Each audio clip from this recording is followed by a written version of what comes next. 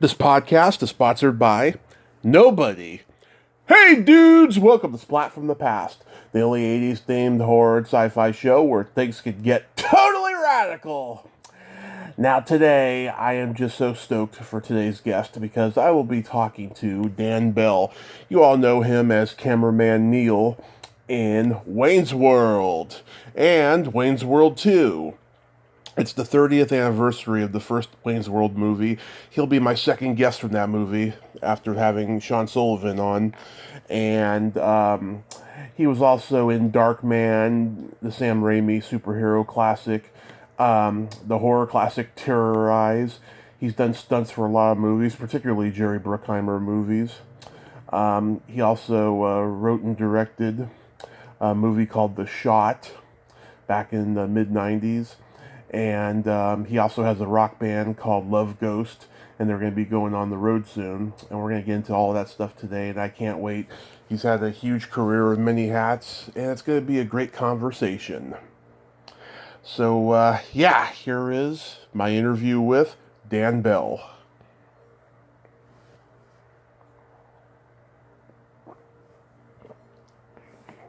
Hey, Dan, welcome to the show. How are you today? I am doing well. How about yourself? I am just spectacular. This is such a great honor. Thank you for taking the time today. I'm happy you asked me. My pleasure. So, going back in time, you've done many things in the industry. You've acted, written, directed, performed stunts, casting, directing, musician. What did you gravitate toward first early in your childhood? Definitely the acting. I came to Los Angeles to try to become an actor. Yeah, everything else kind of spun out of that. Mm-hmm. Yeah, were you doing school plays and community theater growing up? Yeah, I mean, I was doing school plays. I always knew. I've done a lot of theater in my life, but I was way more interested in trying to break into films. Yeah. That was kind of like what I wanted to do. So. Yeah. Wait, were you also doing music as a kid? No, so just to be clear, I don't do music. My son is a Oh. musician, and I manage his band. So I do a lot of posting for them, but I myself am not a musician. I'm just, along for the ride. He's the musician and the songwriter and all that stuff. Okay, scratch that. I thought you were a musician. No, all good. But yeah, I don't play music myself. Mm-hmm. I'm heavily involved with his band and his sort of journey that way. Oh, that's good. That's good. So after high school, did you attend college? I went to college for 2 years. I grew up in Denver, Colorado, and I went for a year in southern Colorado. And I thought, you know what, I really want to be an actor. I really want to go to LA. And then I moved to Los Angeles, which I had never been to Southern California in my life. And I went for a year out here. And at that point, I was doing a lot of plays, doing a lot of stuff. And after that year, I did some season of summer stock.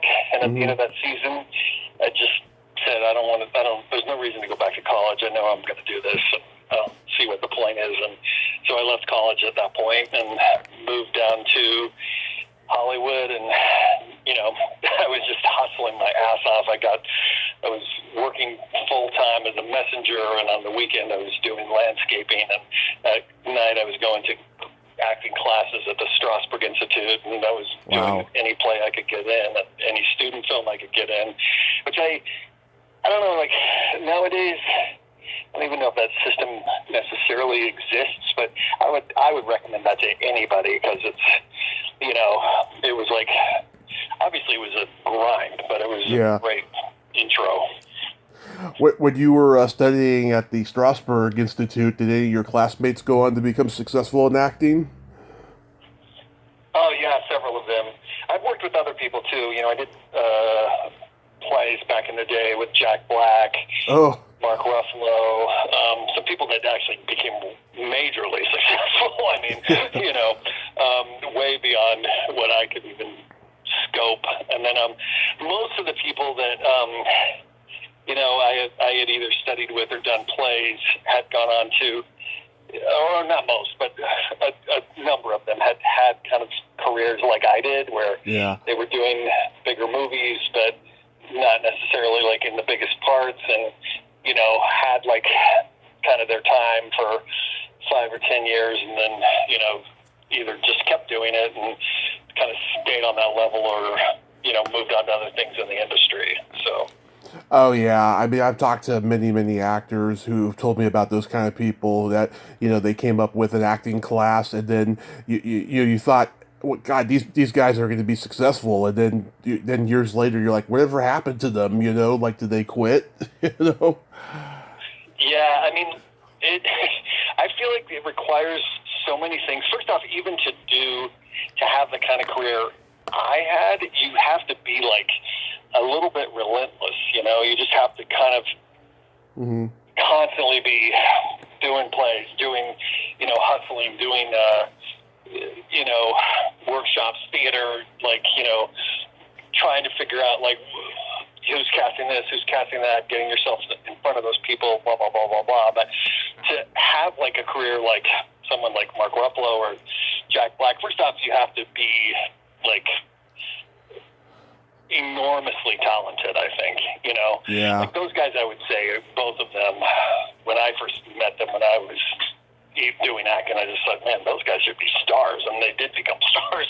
But of course, I've worked with other people that I thought should be stars and did not become stars. But exactly. Yeah, I think like a lot of things just have to fall right. You have to, be in the right position. You have to, sort of take a risk. You have to know who you are in the business and what you want to do. I mean, I don't think anyone has the answer for that. If they did, there would be a lot more people who were that successful. But luck is involved. And then in terms of the other thing, like people in being in acting class, or you're like, oh, whatever happened to that person. Yeah. I just feel like so many people think that talent alone is enough. Talent is kind of the smallest part of the equation, honestly. Yeah. Like it's way more important that you're persistent and that you fight through your self-doubts, and because everyone's going to tell you you can't do it. Everyone, including your own family. Mm-hmm. Yeah. You kind of have to fight through that on a moment-to-moment basis, no matter what. And just be a nice person, Nobody wants to work with anybody who's negative.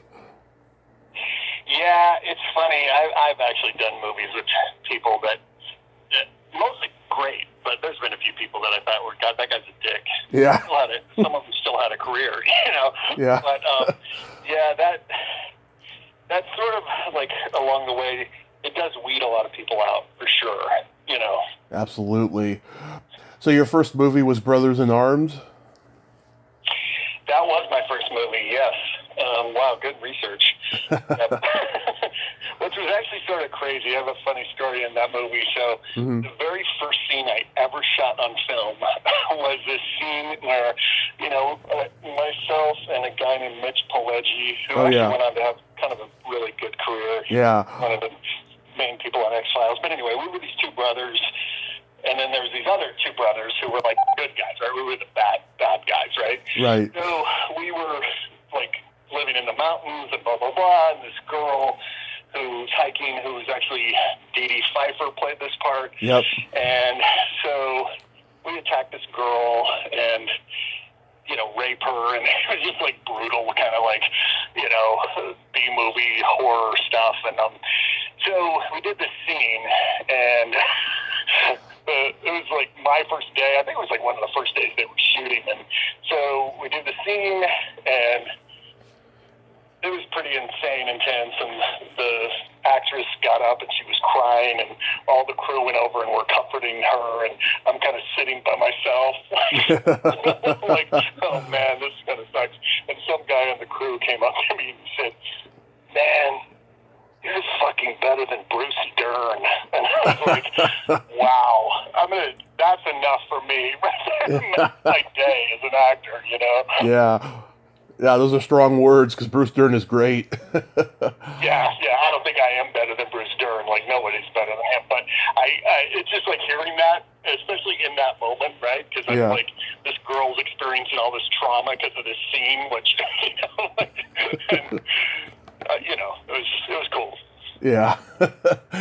Then you did Catch Me If You Can, which is not to be confused with Steven Spielberg's movie. It's Steven Sommers' movie. Yeah, and Stephen Sommer actually, he went, he's had a really great career himself. He made, he started that whole Mummy franchise. Yeah. He did Van Helsing. He actually has done a lot of really big studio films, and yeah, that was a fun movie too.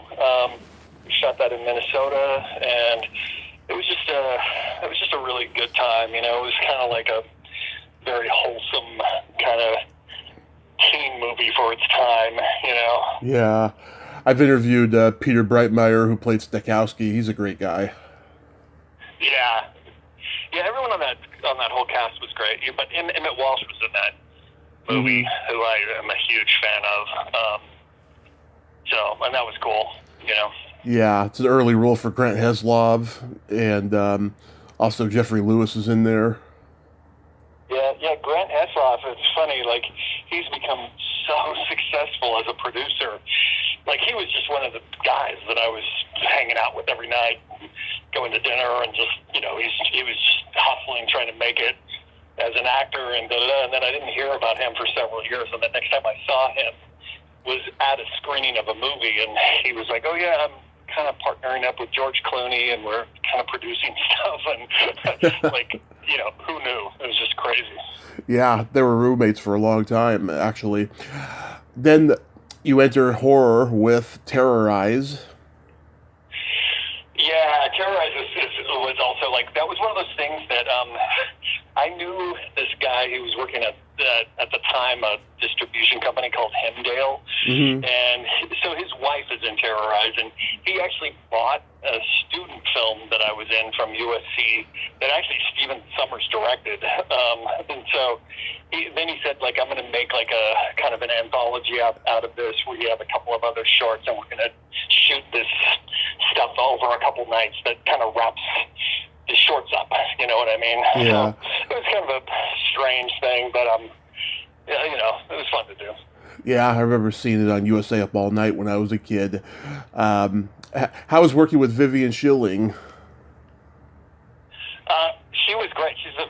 At the time, she was a friend of mine. I haven't seen her in a very, very long time, but she's a cool person.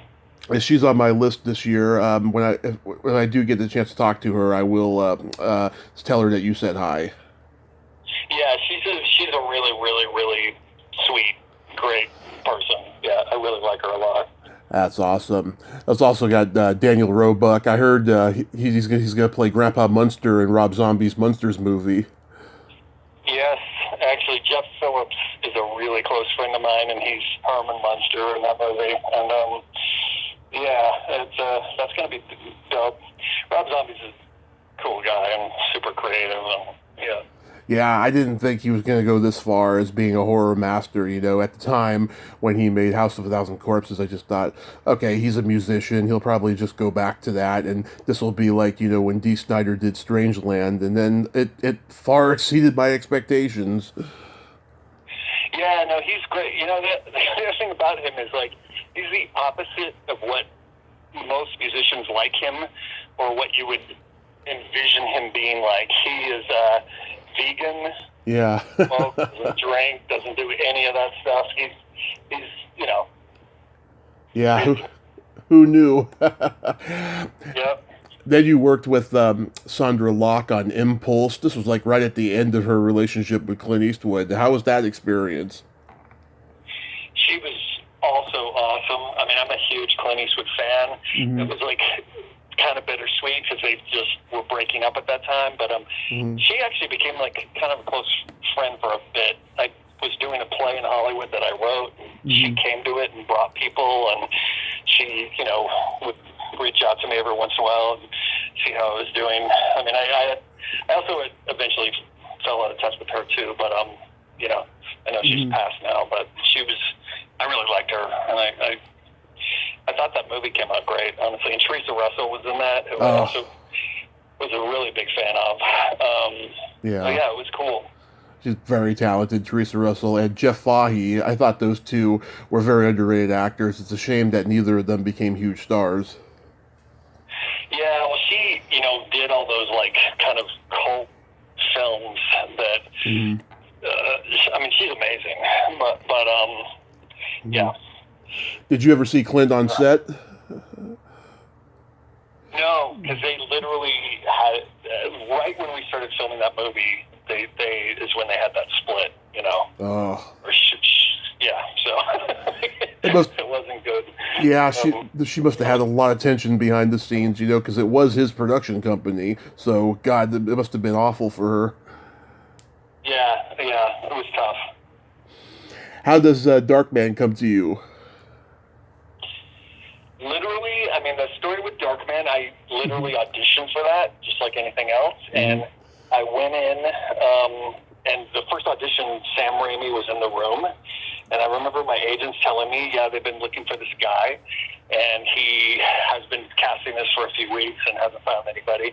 And so when I went in on an audition for him, I remember him saying to me, I did the scene a couple times, and I remember him looking at my resume, and at that time I had had a bunch of short films and blah, blah, blah, and I had done Impulse, I had done some other things, and he just looked at it and said, like, wow, you've actually done a lot of stuff. He said, it seems like a lot of people have taken a chance on you. And I was like, yeah, and he goes, oh, okay, good, yeah, I think I could take a chance on you, or something like that. And I left the room, and I was thinking, I think this guy just gave me the part. I have no idea.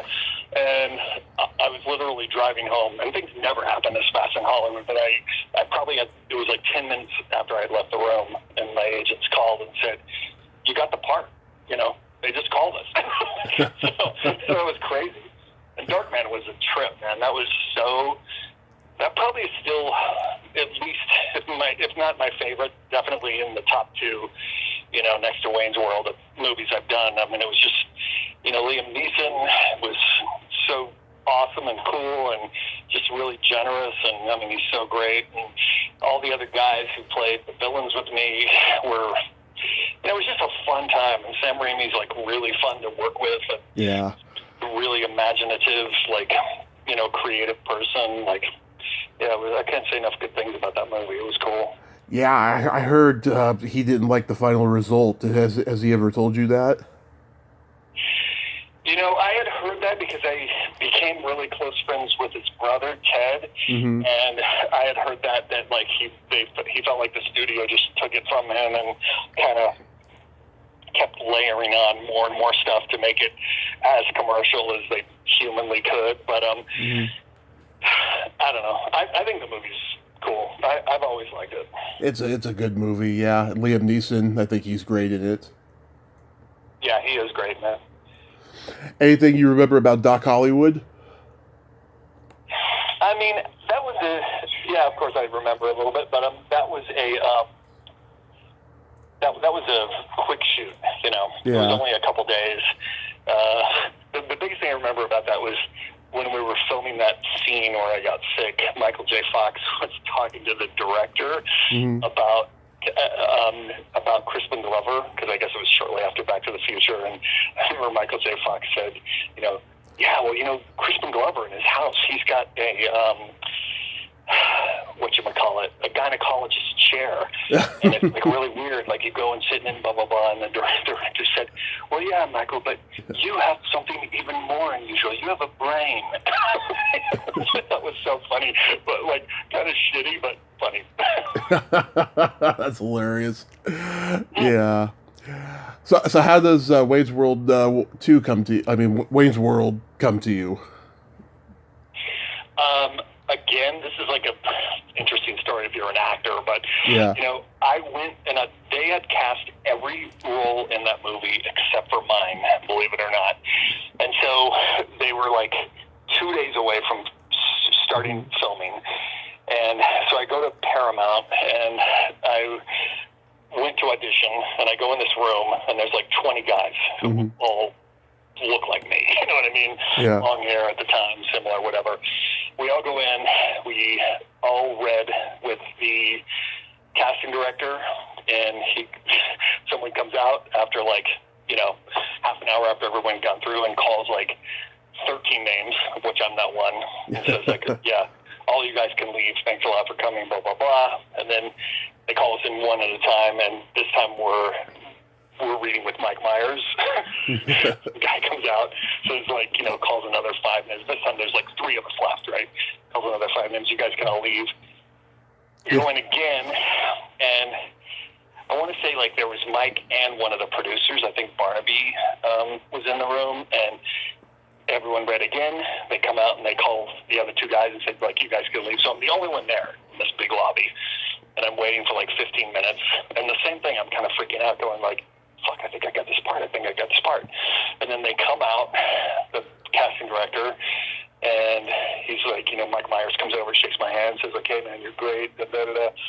Casting director says, like, come on, you got to meet a couple more people. We walk through the back lot of Paramount. We go into Lorne Michaels' office, and I'm sitting out in the outer office for, 5 or 10 minutes, and then Lorne Michaels comes out, and the casting director goes, yeah, this is Dan, da, da, da, da, da. Shakes my hand, asks me a few questions, kind of like shakes his head, sizing me up, goes back in his office, and they were like, okay, great, we'll see you Monday, da, da, da. So things don't really work like that in this town. They really don't. So it was a trip, man. That's how that came to me, though. Yeah, sounds like you were jumping through the hoops there. Yeah, 100%. Yeah. Obviously, you don't mind jumping through the hoops when at the end of the day, like, you get it, Yeah. Had you have seen the Saturday Night Live sketches? Yeah, I was a huge Wayne's World fan. I loved it. Oh, yeah. They made some great ones. I love the one with Tom Hanks and Aerosmith. And Joey Kramer, he's very articulate about the Communist Party. Yeah, all of them were just awesome, I actually kind of pinching myself. I couldn't believe I was going to be in it. It's pretty surreal. Yeah. And, of course, the Madonna one. That one's hilarious. I've talked to Sean Sullivan, who played Phil, his wife, Lynn. Yeah, I know Sean really well. How's he doing, by the way? Oh, he's great. Him and his wife, Lynn, who's also a good friend of mine. She's been on here 7 or 8 times now. They're up in Canada, and they've been working on this stage play. They've been working on it since like before the pandemic, and it was going to go on right when the pandemic was hitting, and then they had to hold it off until now. And they're doing great. Sean's a great guy. He's just a class act. I really adore him. Yeah, he's a really nice person. He's someone I definitely, I became super close friends with Lee Tergesen and Mike DeLuise. But Sean, at the time when we made that, because he wasn't in the second Wayne's World, but made the first Wayne's World, we were all going out a lot after shooting and whatnot. He's very cool, yeah. Yeah, Lee Tergesen, he is hilarious playing the questionably gay Terry. Yeah, I know him very well, and he's just he's a really solid actor. He's a wild guy. But yeah. Yeah, you can sure tell in his performances that he's a wild guy. You guys must have been just cracking up on set all day. It was crazy. There was definitely tension on that set, believe it or not, because Penelope Spheris hadn't directed a feature, and she was a woman, obviously, and so there was like some very tense moments between her and Howard Koch, the producer. He was trying to keep things obviously in line and just make sure there was no overtime ever, and and she was just trying to, get her vision, but like, she's a firecracker, man. She's got like a temper, and they had some screaming matches with, in front of all of us, and that was nuts, Yeah. And then, I don't know, even the dynamic sometimes between Mike and Dana was, even though they're friends, they're kind of opposites in a weird way. Oh, like yeah. Dana Carvey just is constantly, entertaining, like the crew and whatever, and his humor more comes from just like a joy of life. It's just like, Yeah. I don't know, it's like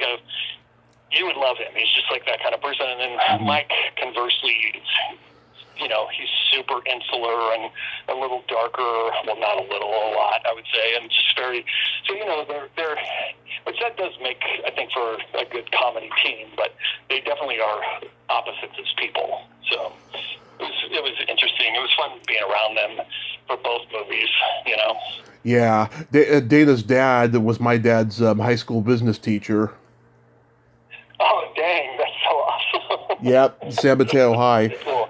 Yeah, when Yeah. Dana's career took off and my dad became aware of him, he could not believe that he was related to him because his dad was very serious, did not have a sense of humor, and he didn't express emotion. He was always disciplinary. He could not believe that was his son. You know.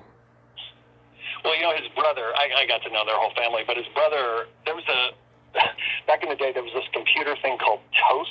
Do you remember that? Oh yeah. Yeah, his brother invented that and wrote the code for it and all that stuff. So, it makes sense that that's their dad. Yeah. Oh yeah. I mean, they're a smart family. Um, so you guys shot this movie really, really fast, right? I mean, for a studio movie, for me, it didn't seem like it was that fast. But for a studio movie, yeah, it was pretty quick. I guess in retrospect, yeah. Mm-hmm. Yeah, because We were just going every day and having fun and goofing around and whatever. I mean, we were there almost every day.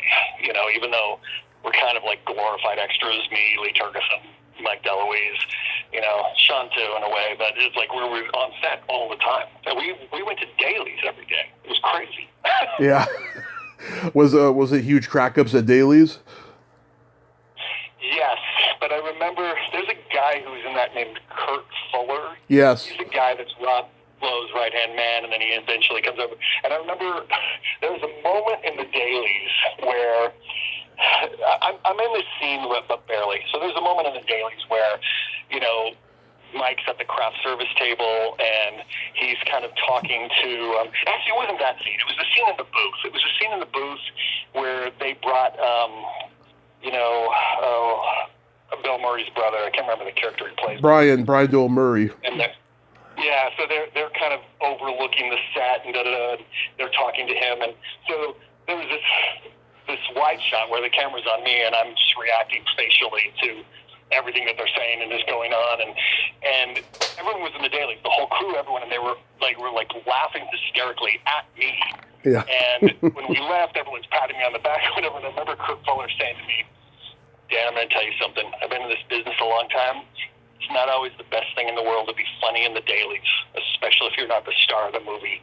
And all that stuff got cut. Looking afterwards, yeah, I think he was onto something there. Those are strong words.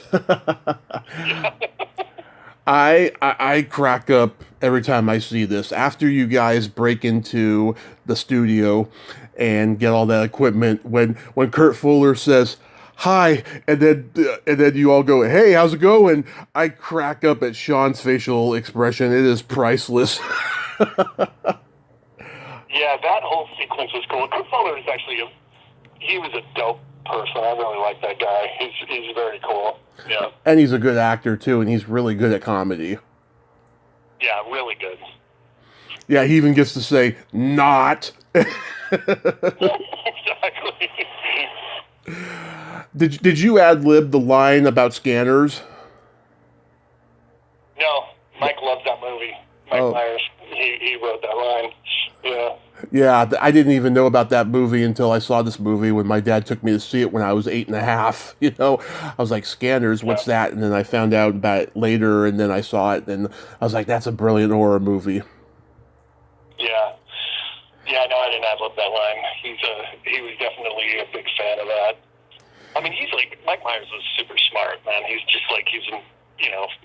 he knows a lot about, music, about movies, about, he really is kind of a nerd with that stuff. He's got great taste in pop culture, I have to say. I mean, look at the Austin Powers movies and all the references in those ones alone, Yeah. When you guys did the sequel, you didn't have Penelope Spheeris. Was there a feeling that the magic was gone? So, I mean, the sequel obviously is super bloated. For us as an actor, Mm-hmm. we got to hang out with Aerosmith for a few days during that, thing. Christopher Walken was in it.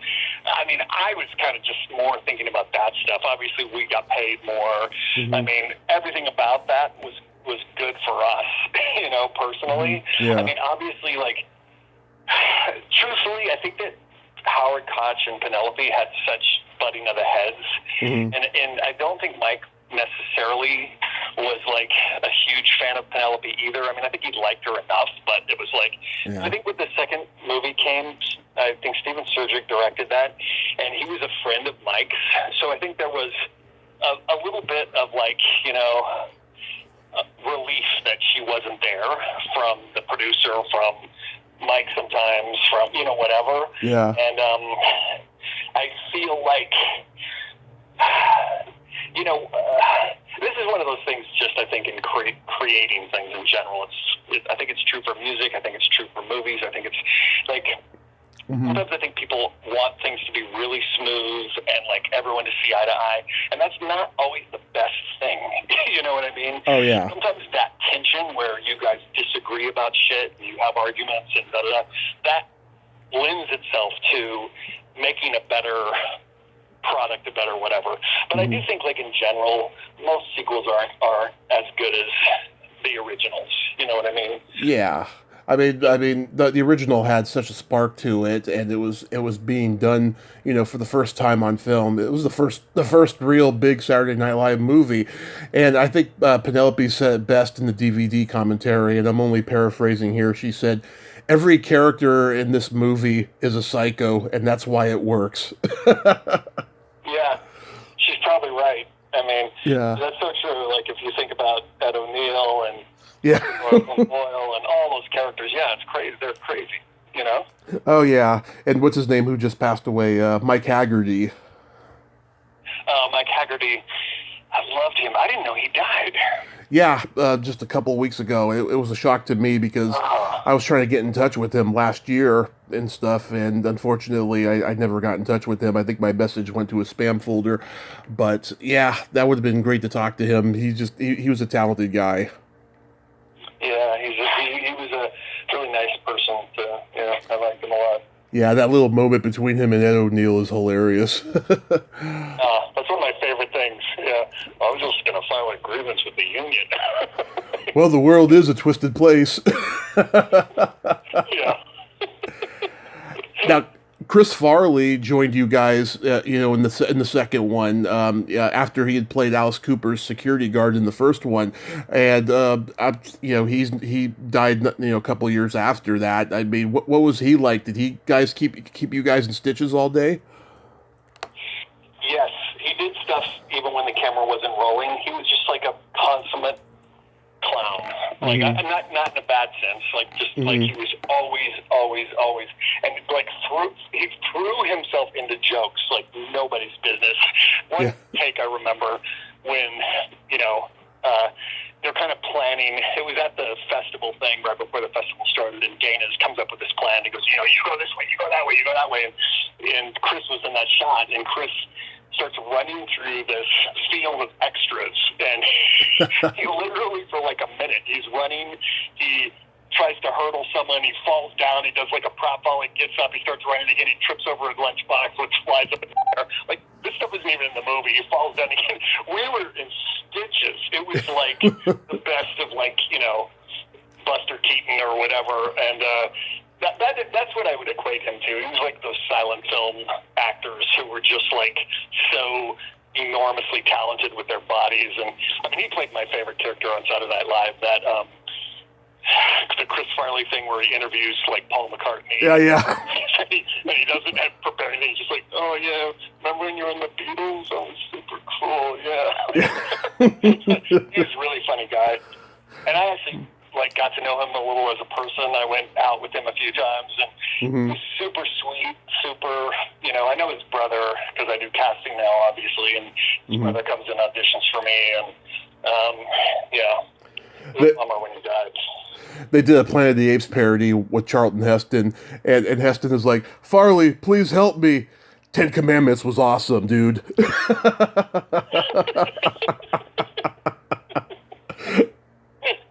Brilliant. Yeah, brilliant, for sure. That classic scene where you guys are the village people in the gay club, it's so hilarious. Did you guys do a lot of rehearsal for that? I mean, not that much. What is funny about that is, like, you know, they actually shot that in this, you know, event space in Hollywood, and all the extras that they brought in were actually gay guys who were the second we got on stage, they went nuts. I mean, it was crazy. That was actually really fun. Shooting that scene was maybe the funnest of all the Wayne's World things, just because of that, you know. Mm-hmm. It was like the energy, and it was really fun. It was crazy. Yeah. Did you get to interact at all with Christopher Walken? A lot, yeah. You know, because we went out. I mean, when you're on these big studio movies, you know, you're on the A-list, right? So we would get invited to premieres. We went to the premiere of Coneheads, which he was also at. Mm-hmm. We went to a lot of different things, but he's a really quiet guy, super intense, and a little bit awkward in his skin, you know, which you would think, like, I mean, he's one of my favorite actors. Yeah. I do remember the first day he was on set. We were shooting something downtown, and we had a little, I can't remember what the scene was, where we did a little sequence that we all had to get in this van, mm-hmm. drive to wherever the next thing was, and we hopped in the van, and he hops in, and he's sitting right next to me. Like, I'm like going, oh shit, Christopher Walken, and we were driving past, and these two homeless guys were in like this fist fight, like in the middle of the street. So we were like waiting, and everyone's kind of like, oh shit, what's going on? And we go around him, and Christopher Walken just says under his breath, yeah, give me that quarter, man. We're all kind of like, what? And he goes, oh yeah, that's the one guy saying to the other guy, give me that quarter, man. Okay, this guy's funny and twisted. Yeah. And Tia Carrere, she seems like she's, you know, just like her character, a sweetheart, but also tough. Yeah, she's cool. I actually have reconnected with her recently, and you know, she has kids, and so do I, and we have mutual friends, but she's you know, yeah, you're exactly right. She's super nice and strong, and you know, I wasn't exactly friends with her the way I was with everyone else when we made those movies, but mm-hmm. It's funny because I've like re-established a little bit of a relationship with her now, and yeah, she's cool. Awesome. Tell me about working in Con Air. That actually was not me. Oh. It's funny because there is a guy who works with Michael Bay who does stunts, mm-hmm. who has my name. So I wasn't in Con Air. Okay, so it's just it's an IMDb flubber when they say that you've done stunts? Yeah, exactly. Like, they've kind of meshed some of my credits with this guy's credits, and yeah, I wasn't in that movie, unfortunately. Okay, so we could take musician and stunts off the list. Yeah. I've never done stunts except for, you know, I obviously do my own fighting and falls and where necessary as an actor. You know, I've always wanted to do that because I feel like when stunt guys do it, you know, you're not going to get hurt, but it also doesn't look like the character that you portrayed a lot of times. So, mm-hmm. You've written and directed movies like The Shot, in which you put some of your Wayne's World buddies in that. What's the genesis of that movie? So I did that almost like immediately after Wayne's World. Mm-hmm.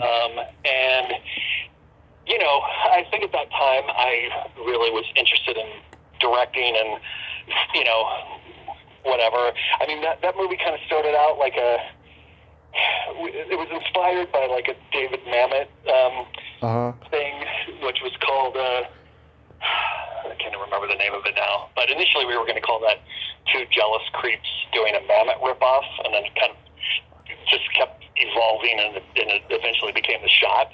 So, but it was, you know, essentially the genesis of that movie was two incredibly jealous actors who, a friend of theirs, you know, who they haven't seen in a little bit, they run into, and he says he's the star of this movie, so they decide they're going to break into the director's house one night and steal the master. You know, this is back in the days before everything was digital, right? Otherwise it wouldn't have made sense now.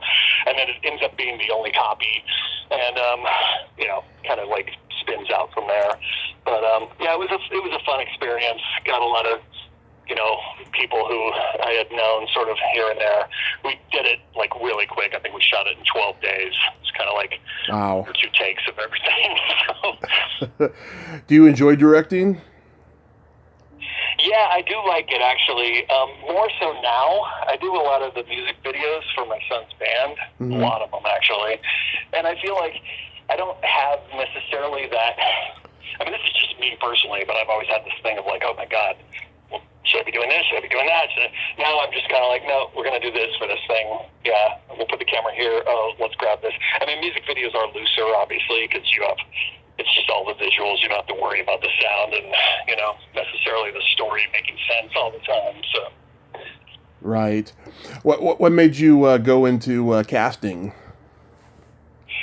So, I mean, this was years ago, but, my son was born.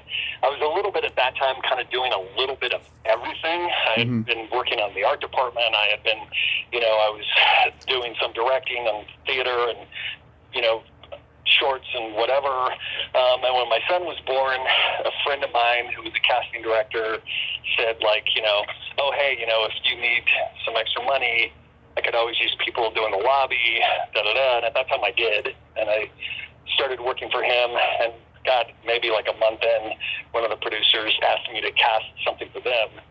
This was nothing I solicited. And I was like, my response was, no, you mean him, not me. He's the casting director. And they were like, no, everyone wants you to do it. They think you'd be great. And that was like a real person casting job. It was for Bacardi Rum. I was looking for Cubans, and it was all in Spanish. So, and it worked out great. And I don't know, it just kind of escalated from there. And it was like, I guess it was the thing I was really meant to do, because work just kept coming and coming and coming to me after that. So, yeah. Yeah. It wasn't like acting where I was really hustling, looking all over. I hustled like working hard at it, but I never hustled to find the work, Does a casting director get paid a lot more than an actor? Yes, a lot more. Not on a day basis, but in the scheme of things. Like, listen, if you have great success as an actor, like Jack Black or Mark Ruffalo, you're well off, But as a casting director, you can do multiple jobs, and each job pays you, and yeah, you can make a lot more money. I've made a lot more money doing this than, as an actor. I think, like, I don't know, my best year maybe was like $70,000 or $80,000. But for the most part, back then, I was kind of living on like, I don't know, in lean years, like $10,000 for the year, and in good years, maybe like, $30,000 to $40,000. So, someone else told me this once. They said, yeah, being a working actor, it's kind of like just being like a plumber's assistant. You're kind of like, it's like that's about the amount of money you make. It's like a very blue collar existence, and that's true. Yeah, freelance photographer, stuff like that. Yeah. So, how long has your son's band Love Ghost been around for? So he started. My son is 21, and he started putting out music. I guess he started making music when he was like 12, and going out to coffee shops and playing and stuff. And he started actually putting out music when he was like 14, I guess. So, there's been different incarnations. He called it Love Ghost right from the start, but there's been different incarnations of Love Ghost. But these guys who have been cranking out a lot of music, especially over the past 2 years, they've been together since, a little before the pandemic. This incarnation of the group. So. That's awesome. I noticed they're going to be in San Francisco, which is my hometown, June 17th. Yep, they are. This cool venue up there called Brick and Mortar. They're playing like 4 shows up in Northern California in June. June's kind of a busy month for them. They've got several singles dropping. They have those shows. They've got like 2 LA shows they're playing. Yeah, it's good. That's awesome. Do you ever go on the road with them? I've been on the road with them. We went to Ireland, we went to Japan, we went to Ecuador. This last tour they did, I was unable to go, and I probably will not go to Northern California either. Mm-hmm. At this point, previously my son was a minor. Like these other tours happened when he was still in high school. So yeah, this next one I probably won't go. And they just got back from Europe. They played like eight shows there, and I didn't go on the road for that either. Nice. Do you have any upcoming projects or anything you'd like to plug? Not really. Thank you for plugging the band. That's kind of where my heart's at right now. My pleasure. We just continue to cast things. I mean, we're doing, I can't say who the client is, but we're doing a project right now with Autumn DeWild, who's a director over the years I've worked with several times. She's really talented and pretty amazing director. And we're doing a thing for ESPN. They're going to have a Derek Jeter 30 for 30 thing, and we're doing a commercial in conjunction with that. And, I'm sure you'll see it, but it's, we've had to cast Derek at multiple ages of his life, which has been a little tricky, and Joe Torre at a certain age of his life. And, it's a lot of like, Dave Winfield, a lot of sports people like, oh, we need this guy when he was 6 and when he was 12 and when he was 20 and when he was, Yeah. So. That's interesting. Well, Dan, I want to thank you so much for coming on today and sharing all these great stories. And I hope you have a great rest of your day and be safe out there. You too. And God, man, congratulations on all that research. That's crazy, man. Like, I've never been interviewed by somebody that dug so deep and, pulled all these things out, and I've seen a lot of it. Oh yeah, I mean, I'm a huge Wayne's World guy, so yeah, I mean, I knew the questions that I wanted to ask, about the movie and stuff. Yeah, that's really great. All right, take it easy, Tommy. Yes, you too. Bye-bye. Bye. Well, there you have it. Dan Bell. Ain't he a cool dude? What a nice guy, huh? And great stories there. And I'm glad that he's living the dream. And to clarify, once again, from the intro, he is not a musician, his son is, and he is not a stuntman. Well, until next time, this is Tommy Throwback Kovac saying, there's no shame in living in the past, because the present sucks. Later, dudes. Party on.